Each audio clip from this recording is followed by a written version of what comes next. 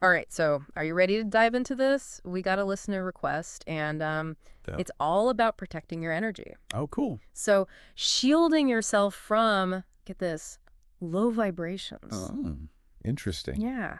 Crystals, sage, cutting energetic cords. This is kind of mystical. It really does. Yeah. I mean, have you ever walked into a room, I don't know, like maybe a party or Oh, something, yeah. and just felt like A weird this energy. weird, heavy energy? Yeah, Like you just want to leave. totally. Or like meeting someone and they just kind of like drain the life out of you. Yeah. It's almost like you can feel the energy being sucked away. Yeah. Makes you wonder, what are we putting out there, right? That's a good question. I'm a little nervous to find out, to be honest. Right. But the source we're looking at today suggests that, and this is kind of cool, we're not just passively absorbing this energy, we're actually shaping it too. Yeah. With our own, like, intentions and emotions, it's like we're all swimming in this sea of energy Mm. and we're all kind of contributing to the vibe, So if we're stressed or anxious or, I don't know, just having a bad day, Mm-hmm. we're actually putting that energy out there. Yeah. It's like, think about how you feel when you're around someone who's super positive and upbeat. It's contagious. Right. Yeah. Yeah, totally. But like the flip side of that is also true. Exactly. So first step, I guess, is becoming aware of these like low vibes in the first place. Mm-hmm. How do we actually do that? Is it just a feeling? Well, yeah. The source really emphasizes paying attention to how different things make you feel. Hmm. Like, do you feel energized or drained, anxious or at peace? Like, those are all clues about the energy you're interacting with. So instead of just ignoring those feelings, Right. we should actually be paying attention to them. Yeah. Okay, that makes sense. So we're aware of these low vibes. Now what? The source mentions all these different protection techniques like visualization, grounding, affirmations. Mm-hmm. It's a lot. Where do we even start? It can be overwhelming, for sure. But I think the beauty is that there's no one right way. It's more about like finding what resonates with you and building your own kind of personal energy toolkit. Okay, so like a mix and match kind of thing. Exactly. Let's break down a few of these techniques. Okay. I want to start with visualization because that's one that I've always struggled with. Mm-hmm. Like, how do we actually visualize a protective shield? Right. Do I need to be like a master meditator to do this? No, not at all. The key is intention more than perfect visualization. Okay. So like find a comfortable position, close your eyes, take a few deep breaths, and then just imagine this like sphere of golden light surrounding your whole body. Like a bubble. Yeah, exactly. Like a bubble. And it's impenetrable, like nothing negative can get through. And you can even imagine it expanding and contracting with your breath. So we're directing our energy to create this barrier, not just like passively thinking about it. Right. It's about actively engaging with the visualization. Okay, what about grounding? The source talks about like connecting to earth energy, and I'll be honest, that sounds a little out there to me. Yeah, I get that. So what's the deal with that? Well, think of it like plugging into this like renewable energy grid that just clears out all the stagnant energy. Imagine roots growing from the soles of your feet, reaching down into the earth, Okay. and just feel that earth energy flowing up, filling you with stability and calm. So we're tapping into this like universal energy source. Basically. Interesting. The source also mentions crystals, specifically like black tourmaline, obsidian, amethyst. They say these crystals have protective properties. Mm-hmm. How does that even work? Right. Do we just like carry them around in our pockets? You can totally do that. Okay. You can also place them in your living space, wear them as jewelry, even meditate with them. Interesting. So it's like we're using them to amplify our own energy. Yeah, like think of them as tiny allies, amplifying the positive and deflecting the negative. Okay. And then, of course, there's sage. The source mentions smudging with sage as this ancient practice for, like, energy cleansing. Do I need to start, like, wearing robes and chanting to do this? No robes or chanting required. Smudging is just this beautiful ritual, and it involves burning dried herbs like sage, and it's thought to clear out negative energy. So you can visualize the smoke carrying away any negativity as you smudge yourself or your space. It's all about the intention behind the action. It seems like that's a common thread running through all of these techniques, right? The intention. It's not just about going through the motions. It's about actively, like, engaging our will to shift our energy. Yeah, exactly. Like, are you just passively doing it, or are you putting your intention and your energy behind it? Okay, so if our intention is so powerful, what role do our thoughts and beliefs play in all of this? Does thinking negative thoughts actually affect our energy? Oh, absolutely. Our thoughts and beliefs have a huge impact on our energetic state. It's like, imagine your mind as a radio tower, constantly emitting signals, Interesting. either positive or negative. When you're stuck in those negative thought patterns, you're basically broadcasting those low vibes. And that makes us more vulnerable to similar energy. Precisely. So it's like we're attracting what we're putting out there. Exactly. Okay, now this is where I get a little lost. If we're stuck in those negative thought patterns, how do we actually shift our mindset? Well, there are a few things you can try. The source mentions gratitude and meditation as really powerful tools for cultivating a more resilient mindset. Okay. So even just taking a few moments each day to acknowledge the good things in your life, even the small things, can make a big difference. So like a gratitude journal? That's one way to do it. Okay. And then meditation, even for just a few minutes, can help you become more aware of those negative thought patterns without getting swept away by them. Right, so we're noticing those thoughts. Cultivating gratitude and meditating. Exactly. Sounds like a lot of inner work. It is. It's about training ourselves to become more aware of our inner world. But what about the outside world? All those external energies that we're constantly bombarded with. Right. The source talks about self-care as a form of energy protection. And honestly, that one really resonates with me. Yeah. I think it makes the whole concept of energy protection very relatable. Yeah. You know? Because think about it. Yeah. When you're sleep-deprived, stressed out, eating poorly, how do you feel? Not my best. Exactly. Not your most vibrant self. Yeah. And that lower energy just makes you more susceptible to negativity. So prioritizing self-care, nourishing food, movement, rest, stress management, doing things that bring you joy. All the good stuff. All the good stuff. It's crucial for maintaining a strong energetic field. Okay, so we're noticing our thoughts, we're taking care of ourselves, we're starting to build this energetic toolkit. But there's one concept that I'm still a little hesitant about. Energetic cords and cutting them. Yeah. This is where things start to feel a little intense for me. It can sound a bit intimidating, but really it's all about reclaiming your energy and setting healthy boundaries. Okay. So the idea is that throughout our interactions with people and places, even situations, we form these energetic connections like cords. And some of those cords are positive and nurturing, while others can be really draining. So we're constantly creating these energetic links. Right. And some of them might be leaving us feeling depleted. Exactly. But how do we actually cut these cords? Do we need special energetic scissors or something? No, not really. Visualization is a powerful tool here. So imagine this cord of energy connecting you to the person or the situation that's draining you. And then see yourself surrounded by this cylinder of white light. Yeah. And using your intention, or you can even visualize a pair of scissors, you just clearly and firmly cut that cord. I can actually feel a shift in my energy just visualizing that. Really? Yeah, it's like a weight's been lifted. It's pretty amazing, right? So it's not about judgment or blame. It's about taking responsibility for your own well-being and choosing to engage with the world from a place of, clarity and strength. This is all so incredibly empowering. It's like we're learning to become the guardians of our own energy field. Exactly.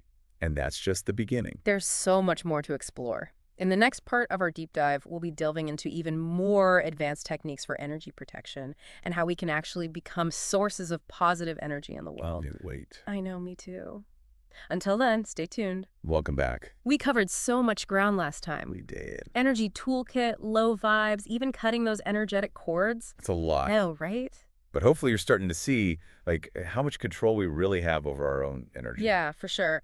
But there's one idea from the source that I'm still kind of struggling with. This whole transmuting energy thing. It sounds a little I don't know, science fiction or something. It does sound a little out there. Yeah. But remember how we talked about energy being neutral and colored by our intentions and emotions? Yeah, right. So it builds on that. Okay. So if we're putting out good vibes, we're essentially raising the vibration of the energy around us. Exactly. The source actually uses this analogy of becoming a lighthouse, radiating positivity that just naturally influences everything around you. So instead of just shielding ourselves, we can actually become a source of light and positive energy. That's the idea. I don't know. It's a pretty incredible thought. Right.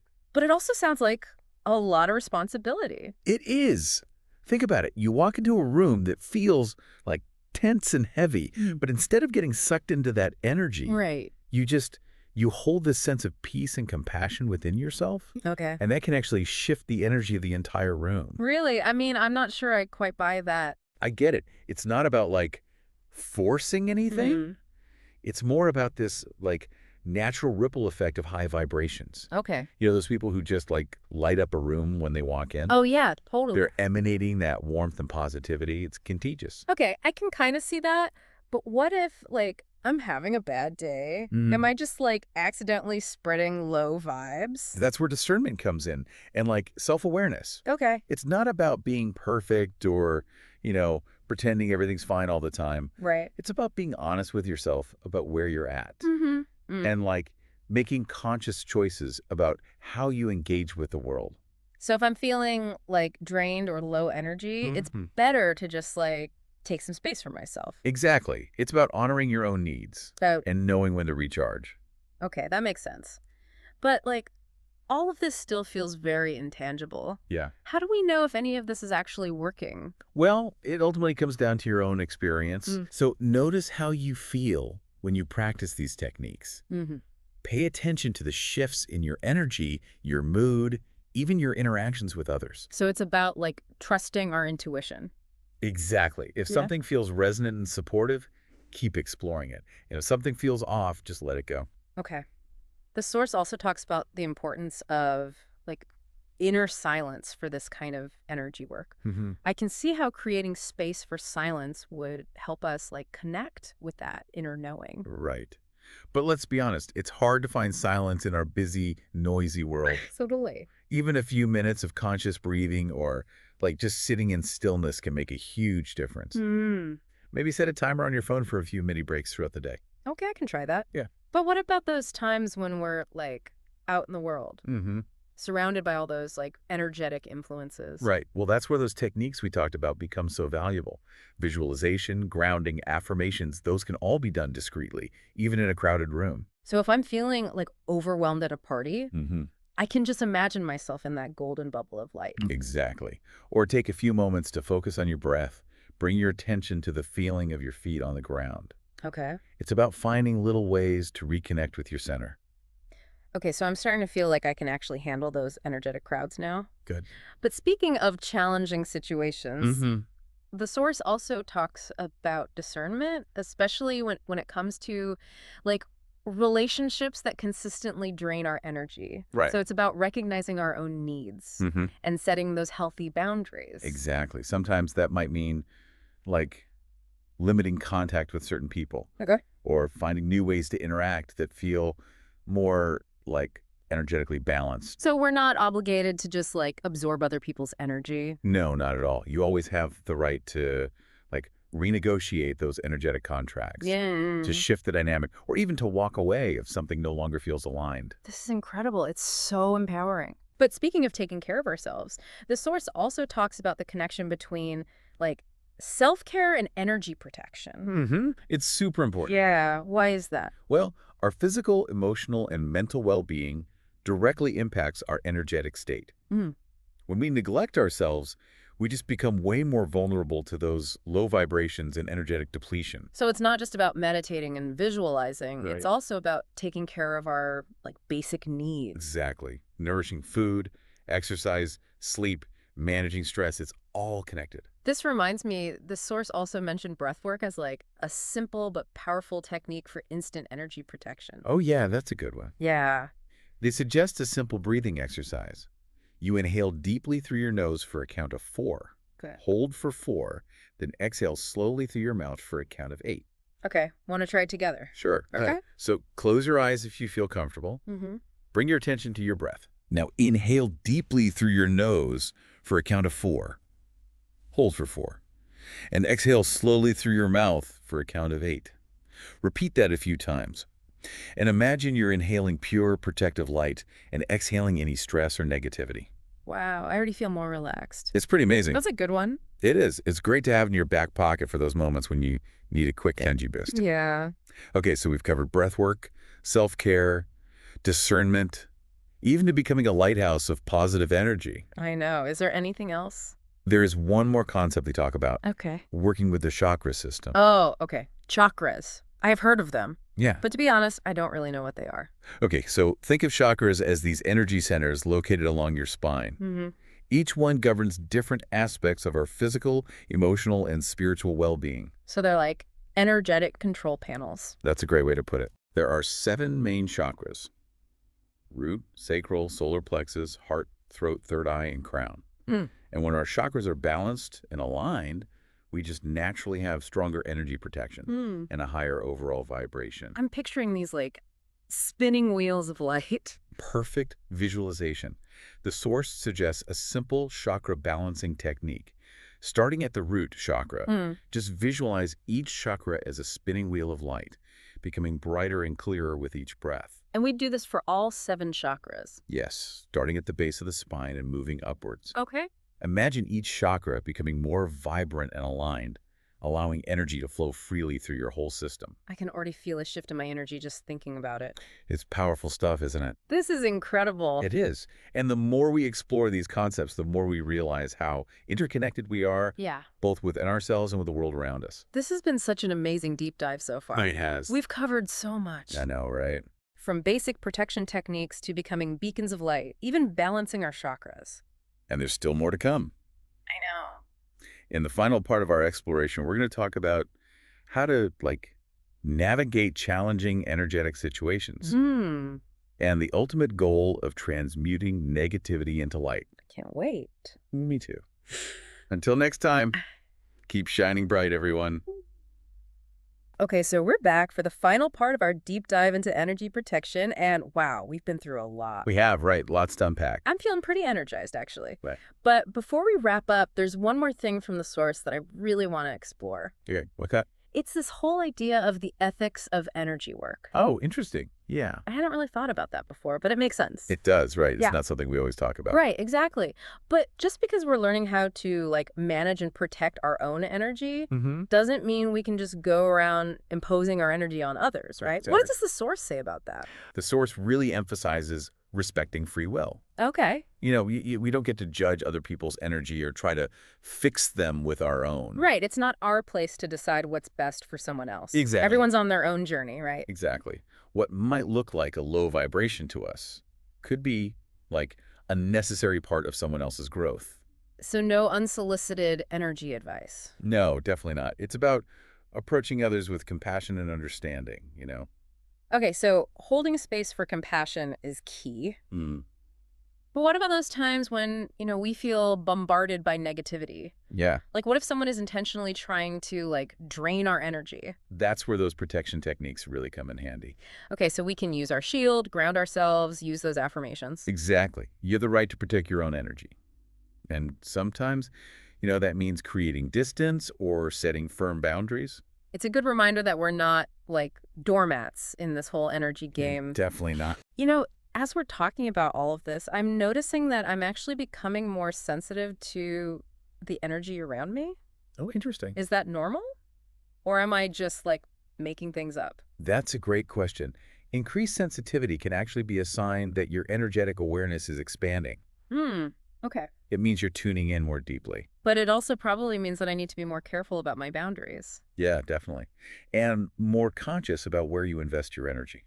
Self-awareness seems to be a huge part of all of this. It really is. The more we understand ourselves and our own energy, the better we can navigate all of those external energies. That makes sense. And ultimately, the goal of energy protection isn't just about shielding ourselves from the bad stuff. Right. It's about learning to transmute it into something positive. Okay, I think you mentioned transmutation before. I did. But I'm still a little unclear on what that actually means. Can you remind me? Sure. So imagine encountering a low vibration, right? Instead of resisting it or pushing it away, you allow it to pass through your own field of high vibration. And as it does that, you visualize it being purified and transformed into something brighter, lighter, more positive. So we're basically energy alchemists. I love that analogy. Turning lead into gold. Exactly. This is pretty amazing stuff. It is. And it requires a really deep connection to our own inner light. This whole deep dive has been so inspiring. Yeah, it's been fun. I'm feeling so much more aware of my own energy and empowered to actually work with it. I'm glad to hear that. So what's next? What do we do with all of this? Well, that's up to you. Remember, this is just the beginning of your energy journey. Right. There's always more to learn, more to experience, and more to discover. I can't wait. So for me, I think the biggest takeaway is this realization that I actually have more control over my energy than I ever thought possible. By cultivating awareness, practicing those protection techniques, making conscious choices, I can create a life that feels, vibrant and empowered and aligned with my truest self. I love that. That's a great takeaway. And on that note, we'll leave you with a final thought. What one small change can you make this week to become a little bit more mindful of your energy? Until next time, keep shining your light.